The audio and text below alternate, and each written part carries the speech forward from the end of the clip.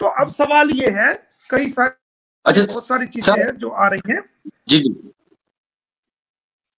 तो अभी इसमें बहुत कुछ होना है, इसमें ऐसा नहीं है अभी आप सोच रहे हो, ये सोच रहे हो कि भाई खाली बच्चों को वकील, ये आपने मोमिन मलिक को हार किया है। मैं नाउजुबिल्ला, मैं कोई बड़ा बोल नहीं कहता हूं, लेकिन ये मेरे रब का, लोगों की जो मैंने खिदमत की है, किसकी दुआएं मेरे साथ है, ये मेरे रब का मेरे ऊपर, मेरे परमात्मा का, मेरे खुदा का, मेरे भगवान का, मेरे गॉड का, मेरे अल्लाह का, ये मेरे ऊपर करम है। और मैं उसी के करम से और किसी मजलूम की दुआओं से ही चल रहा हूं और उसी की दुआओं से चलता रहता हूं। ये मेरा कोई ईगो नहीं है कि मैं ईगो से कह रहा हूं। आपने मोमिन मलिक को हायर किया है, मोमिन मलिक एडवोकेट को आपने हायर किया है। ऐसा नहीं है कि मैं कोई ऐसा ही लायर हूं, उठा के जाऊंगा जी आपने मुझे वकील कर लिया और मैं कस्टडी का केस फाइल कर दूंगा जनाब, तारीखें भुगतता रहूंगा। नो नो माय डियर, मैं तो या तो कोई केस पकड़ता नहीं हूं, किसी की हाँ नहीं करता हूं। अगर मैं केस पकड़ता हूं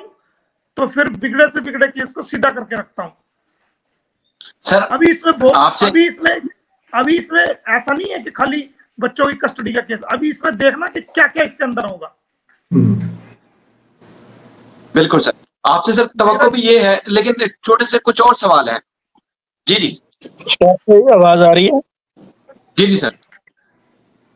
मेरा मोमिन मलिक साहब से क्वेश्चन है कि सीमा हैदर अक्सर कहती रहती है कि बच्चे जो हैं वो गुलाम हैदर को पहचानेंगे नहीं। तो ये काइंडली बता दें कि बच्चों का कोई स्टेटमेंट किसी जगह पे कोई अहमियत रखता है? और सेकंडली ये एपी सिंह ये कहते नजर आते हैं कि mother is the best custodian, तो ये किस तरह से इस चीज को जस्टिफाई करते हैं? अब एपी सिंह साहब तो सीमा और हैदर के बीच में हमारे माननीय प्रधानमंत्री श्री नरेंद्र मोदी को भी ले आते हैं। एपी सिंह तो योगी जी को भी ले आते हैं। एपी सिंह तो हिंदू और मुसलमान भी कह देते हैं। एपी सिंह जो तो भगवान और कृष्ण और पता नहीं क्या क्या धार्मिक बातें ले आते हैं। मैं तो आपसे सिर्फ कानून की बात करता हूं। मोदी जी और योगी जी वो हमारे भी प्रधानमंत्री और मुख्यमंत्री हैं, उन पे तो सभी का अधिकार है। और योगी जी ने और मोदी जी ने ये कब कहा था कि आप बिना वीजा लिए गलत तरीके से भारत में एंट्री कर जाओ? बता दो। अगर योगी जी और मोदी जी इस बात को सही ठहरा दें कि कोई पाकिस्तानी व्यक्ति, अगर ये तो सीमा हैदर है, अगर कोई बैड इलीगल एलिमेंट्स कोई गलत तरीके से भारत में घुस जाता और भारत में आके कोई बम फोड़ देता, कोई विस्फोट कर देता, उसका जिम्मेदार कौन होता है ये बताओ? क्योंकि आपके यहाँ भी, क्योंकि पाकिस्तान में भी बहुत से बैड एलिमेंट्स है ना, अच्छे और बुरे हर देश में होते हैं। हमारे देश में भी है, आपके देश में भी है और दूसरे देशों में भी है।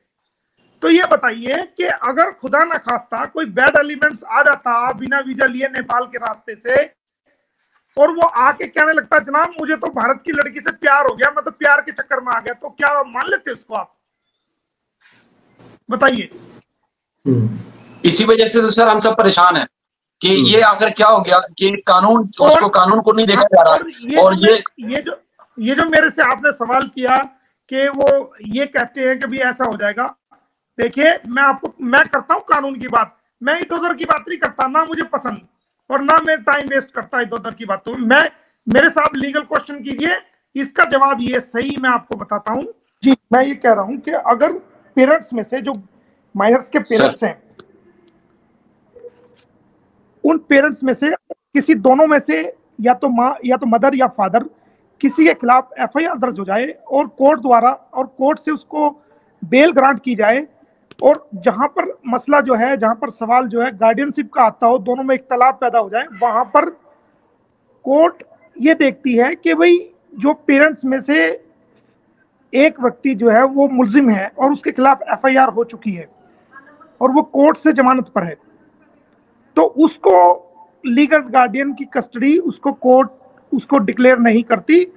कोर्ट बच्चे का वेलफेयर देखती है, क्योंकि जिसके खिलाफ एफआईआर हुई है, जो बेल पे है, उसको कभी भी सजा हो सकती है ट्रायल पूरा होने के बाद।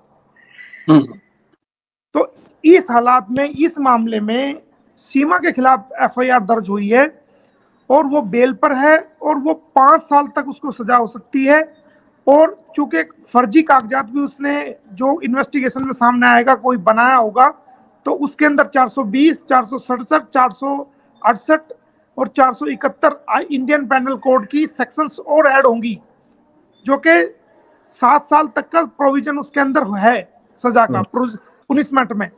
तो वो तो जेल, वो तो अगर सजा हो गई तो वो तो जेल में रहेगी, वो बच्चों की देख रेख कैसे कर पाएगी? बिल्कुल सही, वो तो बच्चों की देख रेख नहीं कर पाएगी। तो ऐसे हालात में तो गुलाम हैदर को ही कस्टडी मिलेगी उनकी, और वही लीगल गार्डियन डिक्लेयर होंगे। मोहम्मद साहब, एक क्वेश्चन है आपसे, अगर आप हमें सुन पा रहे हैं। क्वेश्चन बेसिकली ये है कि हमें कुछ इत्तलात मिल रही हैं सीमा पर तशद्दुद के हवाले से, तो उस हवाले से हम बहुत परेशान हैं। अरे भाई, बच्चों की सिक्योरिटी को लेकर। अरे भाई सुनो, मेरी बात सुनो जी। सीमा को उस पे टॉर्चर किया जा रहा है या नहीं किया जा रहा है, तो देखिए ये हमारा स्टैंड इस वक्त नहीं है। हमारा स्टैंड तो इस वक्त ये है कि हमारे जो आपके जो गुलाम अहमद के हैदर के जो बच्चे हैं उनकी सेफ्टी हो, और वो किस तरीके से वो जल्दी से जल्दी गुलाम हैदर को मिले। एग्जैक्टली। अगर सीमा पे टॉर्चर किया जा रहा है या सीमा पे तशद्दुद हो रहा है या किसी प्रकार की गलत बात हो रही है, तो उसके लिए तो उसने खुद ही अपने लिए रास्ते में अपना खड्डा खोदा है ना, खाई खोदी है उसने, खुद ही गिरी है उसमें जाकर के, खुद ही गिरी है ना। उसकी वजह से हमें बच्चों की तशवीश है, बच्चों के बारे में हम परेशान हो गए हैं। बच्चों के बारे में फिक्र करने की जरूरत नहीं, सबको पता है कि कौन आ गया यहाँ पर। ठीक हो, और ऐसा नहीं है कि मैं एक एक पल की, मेरे पास एक एक पल की खबर है, लेकिन मैं उसको मेरे बहुत कुछ है, ऐसा नहीं मैं सर्विलेंस कर रहा हूँ उसको कि भी बच्चों को कुछ कर देंगे। एक एक सेकंड की मुझे पता है कि कहाँ वो हर चीज को, लेकिन मैं कई चीजें ऐसी हैं जो अभी मेरा केस पेंडिंग है, मैं आपके नहीं बता पाऊंगा, लेकिन इस बात से बिल्कुल इत्मीनान में रहे कि बच्चों को खरोच तक नहीं आने दूंगा। थैंक यू सर, बहुत शुक्रिया। अगर बच्चों को कोई खरोच भी आ गई तो उसके लिए मैं जिम्मेदार हूँ, मैं बैठा हूँ यहाँ, मैं प्रोटेक्टर के तौर पर बैठा हूँ, आप बिल्कुल बेफिक्र नहीं। थैंक यू सर, आपका सिर्फ 1 मिनट लूंगा मैं, 1 मिनट फिर आप जा सकते हैं। माँ कहती है, बच्चों की माँ कहती है कि अगर सीमा को कुछ भी हो गया तो बच्चों का ख्याल पूरा भारत रखने वाला है या हिंदू रखने वाले हैं, एपी सिंह रखने वाले हैं, तो ये कभी भी किसी भी सूरत वापस नहीं जा सकते। भाई फिर तो पाकिस्तान के जितने भी बच्चे हैं ना, 10 करोड़ तो होंगे, 10 करोड़ 5 करोड़ तो होंगे यार, और 7 साल से जितने भी नीचे बच्चे हैं उन सबको फिर आप नेपाल के रास्ते भेज दो, वो ख्याल रख लेगी। वो जब इतने बच्चों को रख सकती है तो उनका भी रख लेगी, सबको भेज दो, फिर तो लाइन लगा दो वहां से वहां तक। अरे भाई, किसी देश की सीमाएं हैं, किसी देश की बाउंड्रीज हैं, किसी देश के कानून हैं, जो बाई बर्थ जिस देश में पैदा हो गया, चाहे वो बच्चा है चाहे वो बड़ा है, वो सब पे वहां के कानून लागू हैं, उसका प्रोविजन है, उसका तरीका है। ऐसे कोई मुंह उठा के कोई भी चला आएगा कि भाई हम जनाब यहाँ से कूद के एंट्री करके आ गए, ये फॉरेन कंट्री कोई है, ये कोई यूरोप कंट्री नहीं है, ये एशिया है, ये भारत है भाई। गुड। एक छोटा सा एडिशन मैंने भी करना है। वो ये कहती हैं कि अगर बच्चे अलग हुए तो मैं मर जाऊंगी और बच्चे भी मर जाएंगे, या मैं खुद को भी मार दूंगी, बच्चों को भी मार दूंगी, तो उस हवाले से सर आप क्या कहेंगे? मैंने यही कहा, देखिए कि जो सीमा हैदर है वो किसी भी तरीके से सचिन के साथ लीगल रिलेशनशिप में नहीं है, वो इलीगल रिलेशनशिप में है। उसका कारण क्या है कि ना तो पाकिस्तान में उसने तलाक ली है और ना ही भारत में आके कोई तलाक उनसे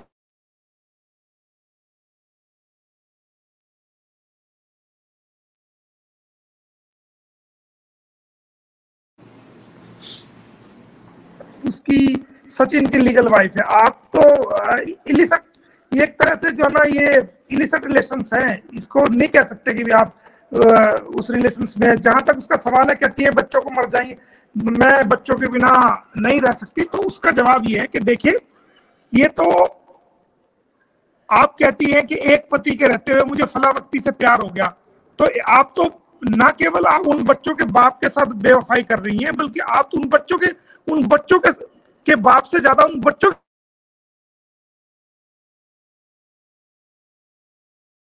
के साथ आप बेवफाई, ये आपको पहले पता था। प्यार आपने किया, बच्चों ने नहीं किया ना। और 3 बच्चियां हैं। मुस्लिम मोमडन लॉ में इनहेरिटेंस आप पढ़ेंगे, मोमडन लॉ में इनहेरिटेंस चैप्टर में आप जाएंगे तो आप देखेंगे कि भाई जो माइनर्स बच्चियां, फीमेल बच्चियां, उसकी कस्टडी तो अगर सीमा तलाक ले लेती और सेकंड मैरिज और लीगल मैरिज भी अगर सचिन से कर लेती, उसके बाद भी जो बच्चियां हैं, जो फीमेल चाइल्ड हैं, उनकी कस्टडी जो है वो सेकंड हस्बैंड को किसी भी रूप में नहीं दी जाएगी। ये मोमडन लॉ में प्रोविजन है। इनहेरिटेंस में आप देखेंगे उनकी कस्टडी, क्योंकि वो जो सेकंड हस्बैंड है, जो स्टेप फादर है, वो स्टेप फादर कभी भी बच्चियों के हक में कभी भी पूरा नहीं उतरेगा, उसको कानून भी नहीं मानता है। बायोलॉजिकल फादर के मुकाबले में स्टेप फादर कभी भी बच्चियों के मामले में नहीं, लड़का अगर है तो उसकी अलग बात है, लेकिन बच्चियों की कस्टडी कभी भी स्टेप फादर को नहीं दी जाएगी। ये हमारे इस्लामिक कानून में जो हमारा मोमडन लॉ है उसके अंदर भी इस बात का बयान है। रिस्ट्रिक्शन, स्ट्रिक्ट रिस्ट्रिक्शन है। आप इनहेरिटेंस चैप्टर देखेंगे उसमें आ जाएगा सारा।